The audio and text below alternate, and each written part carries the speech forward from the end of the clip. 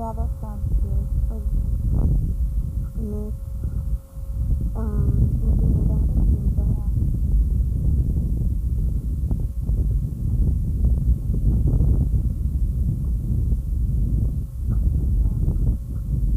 Okay, May 21.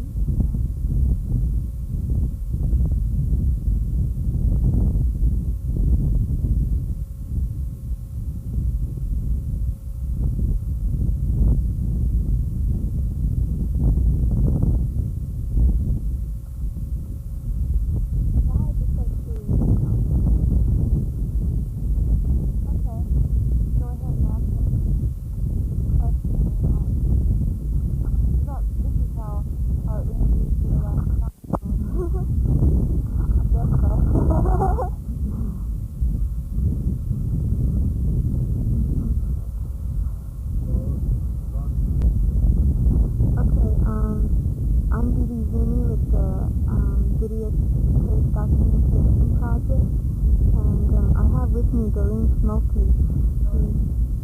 Norrine? Okay, let's do it over. Well, let's keep going. Don't worry about that. Okay, alright, okay. I'm Judy Zuni with the Native American Videotape Project, and I have with me Norrine Smokey. She's, excuse me, Norrine Smokey. She's a Washoe Indian, 21, and she's presently in the Washoe tribe. She's from Jeffersonville, yeah. And she's a newly crowned Nevada. Why don't you talk to?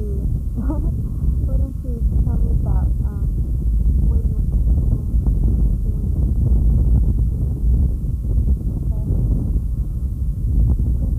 Okay, I graduated from Douglas County High School in 1973, and I've been working for the last 3 summers in between going to school. My first 2.5 years of college was spent at the University of Arizona in Tucson, and then March of this past year, or of this year, I transferred to Portland State University, and I'm in studying elementary education there. Obviously needed. Okay, you said you went to Douglas County High School. Where was that? Was that in Gardnerville? It's about 5 miles north of the Dressville Colony, which is part of the Washoe Reservation. That's where you live? Yes, I lived there all my life. I never really traveled that much within Nevada until I left home and went into college, and I did a lot of traveling. Really enjoyed it.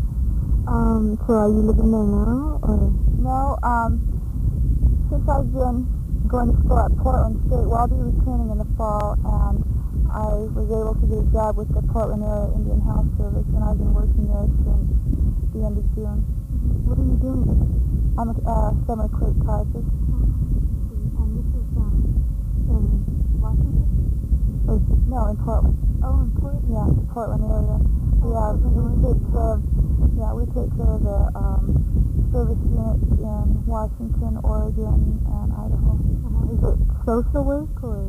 No, it's like the Indian Health Service here. I don't know if you know how that is run, but everything, I work in the personnel department. We have records of each person that has ever applied for any job within our area, within any of the 12 service units.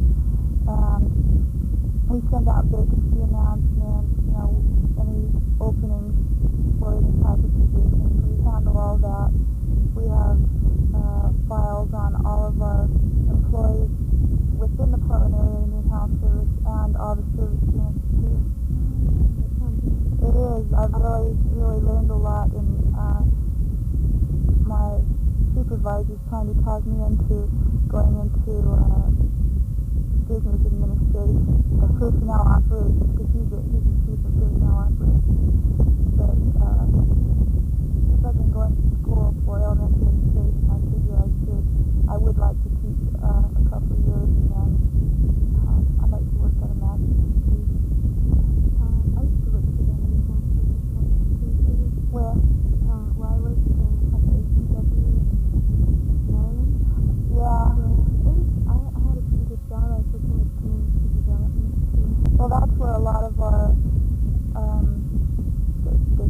so-called chiefs of the different departments in our office, like personnel, finance, tribal operations, things like that. Most of them had their training in Rockville at the headquarters. Well, what do you think of the Indian Nevada contest, Miss Indian Nevada contest? Did you like the way you were chosen? I think they had a really good panel of judges. There were 7 judges, and each one of them, well, they were all different from each other. One was, I believe, was the superintendent of the Nevada Indian Agency in Stewart. Another is a service unit director at Sures. Another lady, I'm not sure what she does, but she judges mainly on poise. And another lady, well, 2 of them were very, they know about traditional things, and somebody judged the girls on Indian characteristics, and all of them judged on dedication to baptism. Yeah, I think so. Like they don't have like a one person takes the topic and takes I'm not sure. I'm not really sure about it. I think that's how it works, but on certain things, like education and things like that in our speeches, they all give us points on that, and talent too. But each different categories, so like poise or personal appearance, things like that. I think each of the judges had something to do with that. I mean, they just judged only on that. And then in the end, all the votes were tallied up, so really none of the judges knew who won either, unless they were marking someone consistently high the whole time. Yeah. Would you like to see like the Miss Indian Nevada contest become like a tradition, a modern tradition? Yes, I do, because what this contest does is you have to have like something for a talent, and that's where your Indian, your tribal customs come in. Like if you can sing a song or say a prayer in your language, and I think that helps the girls realize how important their traditions are, and how so many people, the young people, it's not being passed on to the young people, or the young people don't want to pick it up. It's a different reason, different reasons for, everything, but you would like to see it continue? Yeah, I would like to see it continue for that reason, and it's a good reason. Yeah, and I don't know, I was a little disappointed because there are only 4 girls that entered this contest, and this is supposed to be, like, the qualifications aren't that hard. I think all you have to be is from 18 to, I believe, 25 years old, 24 or 25 years old, never married.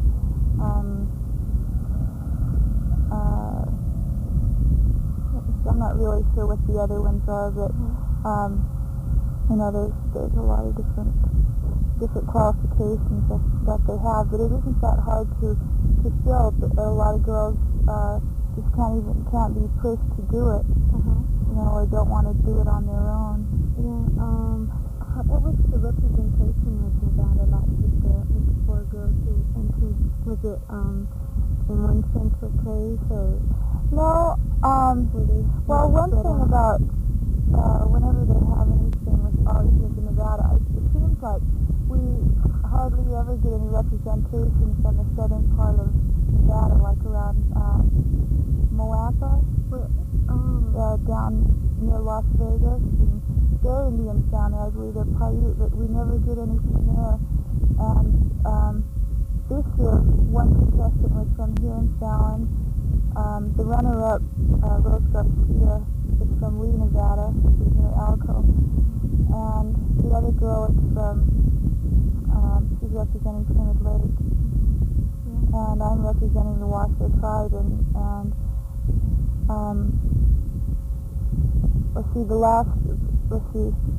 we mostly had in the contest every year just Shoshones and Paiutes, and hardly ever any Washoes, because there weren't many girls that would even bother entering, until we had the Miss Washoe contest, and then we got more of the girls to get out, and then we represent our tribes in the Miss Indian Nevada contest. Yeah, that sounds like a good idea to invite them to. As Miss Washoe, what have you been doing? How long have you been? Since August of last year. Next month, this coming August, we're going to be having another tribal picnic. I'm not sure where it's going to be held, somewhere on our reservation. And we're going to have our second Miss Washoe Tribe contest during the picnic, and that's for the weekend. I haven't done, I just have to appear for, one was to give out trophies, my hometown, or my home area, Dresslerville, had a men and women's softball tournament, and they asked me if I'd hand out the trophies, and then another one is just representing the tribe, like in parades, and then just appearing at special tribal functions. Well, what are your feelings as an Indian with bicentennial year, the glorified centennial? I think it'd be something really to celebrate if especially the Indians were happy with what we have now, which we aren't. We haven't. I don't think the Indians have much reason to celebrate. I'm not celebrating. I don't think the bicentennial really doesn't mean that much to me. All I think about is all our Indian people that have been killed over the years, and you read about the great chiefs and some of the things that are recorded in books and tapes and things like that, and just the way that they fought and the way that they died. I don't think it's anything for the Indians to be celebrating. You think of the way that they got the land, and of all the of everything they have now is was taken from the Indians. And especially too, like for my tribe, because if anyone has been to Lake Tahoe, which is a really, really beautiful resort area now, and all the money that the white people are making off, from the Indian land, like what I feel as a Washoe is we've been pushed from Lake Tahoe over the hill into the valley, and that's where we are now, and the richest land is up there around that lake, and that's the area my tribe originally inhabited. And now we've, I don't know how long it's been in Congress, for I don't know how many, maybe the past 50 years or so, but we're finally getting our settlement funds. And so that means for all of our land that we originally inhabited, which is worth millions and millions today, but all we're getting is, I believe it's 3.5 million. And how is that going to be given to the people of the tribe, or how is... I'm not sure what process they're in right now, but I think they have, the settlement funds are, set at $3.5 million, and right now we're in the enrollment process trying to get the degree of blood of every person who claims that they are Washoe, and we have to go back to the family history, back to their great-grandparents, on every person. And my sister's the secretary of the tribe, and I've worked with my tribe every summer in between going to school, and I've really learned a lot about it. And now I think they have most of the applicants in. There's around 1,500, and the people are able to contest any decision that the committee comes to concerning their degree of blood, but they have to have the papers to prove it, or they have to have a lot of certifications and everything like that in order to say that they're a full-blood Indian when we have them down as 3/4. And so we're going through that now. How many Indians are living in the valley now? I can't really say because our tribe is so spread out. Like there's 3 main colonies to not really on our reservation, because we're just spread out all over. And mine is in Dresslerville, and that's a 40-acre plot of land that was given to our tribe by 3 area farmers. Yeah, we call it colony, Dresslerville colony. And then we have a Woodbridge colony, and that's about 15 miles southwest, up in the mountains, and the families there just live in little areas, just spread out too. Then we have Carson Colony, which is right outside Carson City, and then we have our reservation runs alongside the river. We have the Carson River flowing through our reservation, and we have farmland along the river that we lease out to cattlemen, local cattlemen. And then we have our pine allotment up in the southeast part of our area. So all the tribes down there in the valley are originally from the Tahoe area? Well, not really. Well, within the area, and it's a big area ranging from, I believe it's Honey Lake, and that's north of Stephenville, and then down around, all the way down to Bishop, California, and then over around the Reno area too. And now we're just getting little colonies, and then people have moved off the reservation already. But most of them remained on the reservation.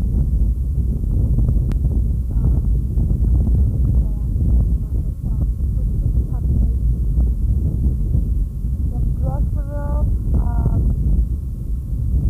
I'd say about 175.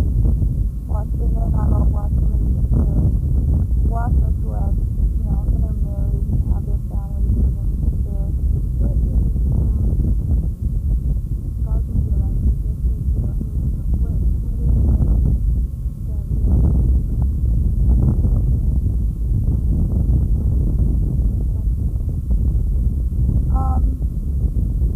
A lot of people, I think about, let's say 10 years ago, were a lot more prejudiced than they are now, because back then it was mainly farmers like Dutchmen, Sweers,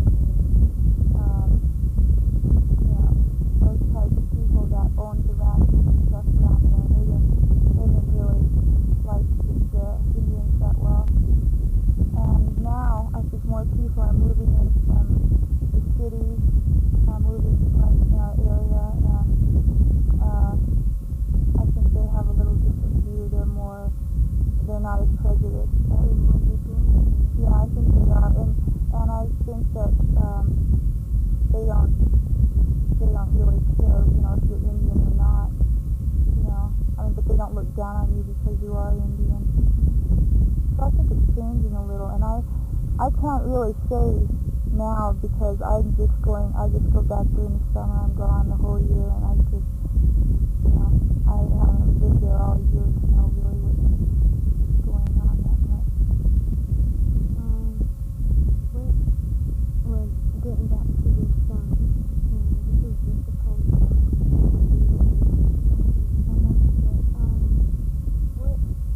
What are some of the, comparing the present to the past, what sort of changes do you see that have been made for the good?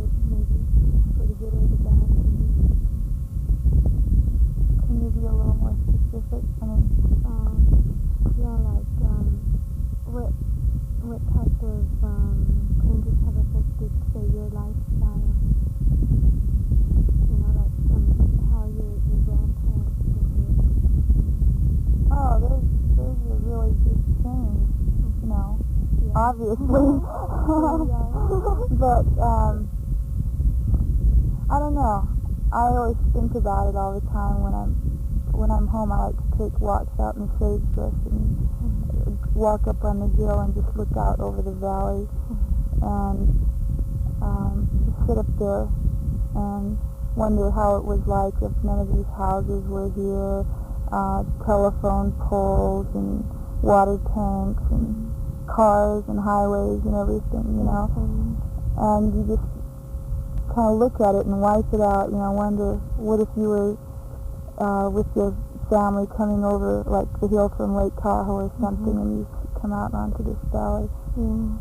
And it's really neat, you know. I think about it a lot, even when I'm driving along down the highway somewhere. And I'll look out on the land and you know, see all these even trains and look up in the sky and see airplanes, and you wonder how your ancestors felt living in this land when there was nothing like this, like papers laying around and signs and, you know, cars and highways and, you know, and just looking at those mountains, like the mountains back there, you know, that's all it was like. There was nothing on there, no houses or anything.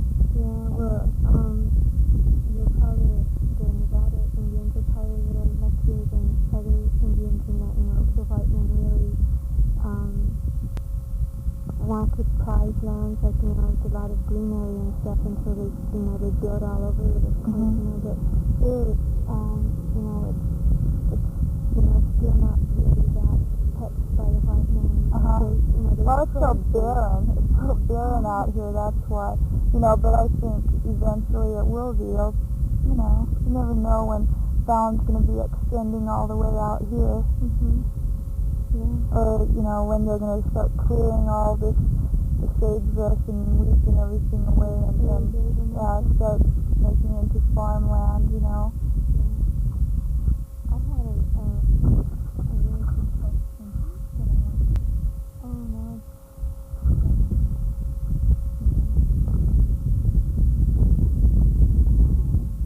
Any other questions? Like, what do you plan to do in the future?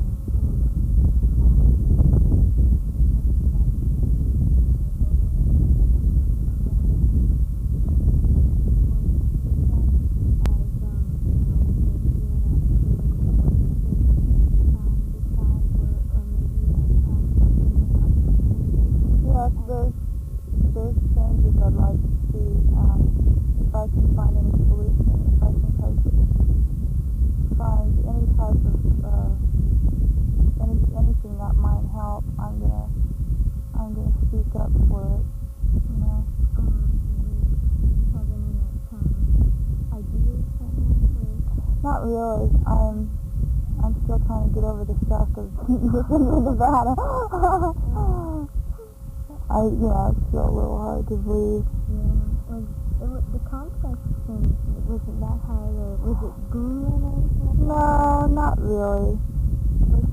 But I just get really nervous easily.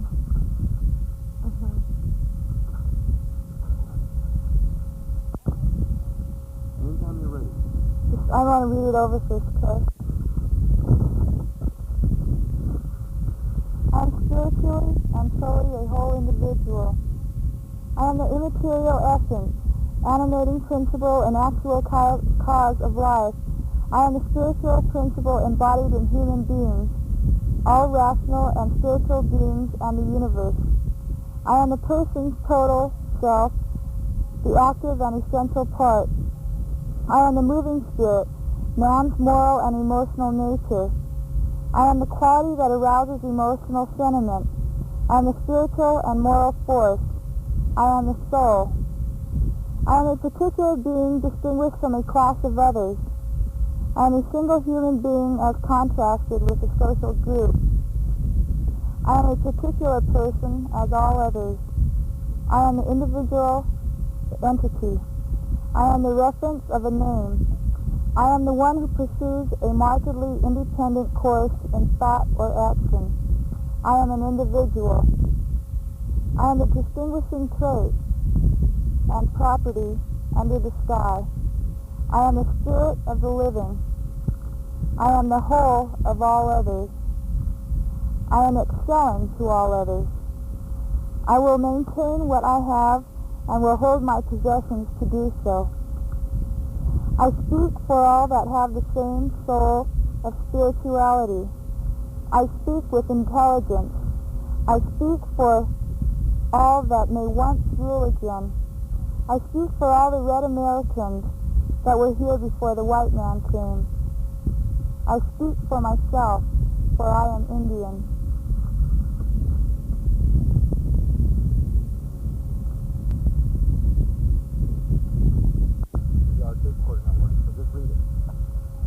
Now, Harry Winnemucca, our beloved traditional chief, never missed a year of leading our all-Indian parade. Last year was the first time he did not walk in the parade route. This year he watches from above. He will always be the spiritual Grand Marshal.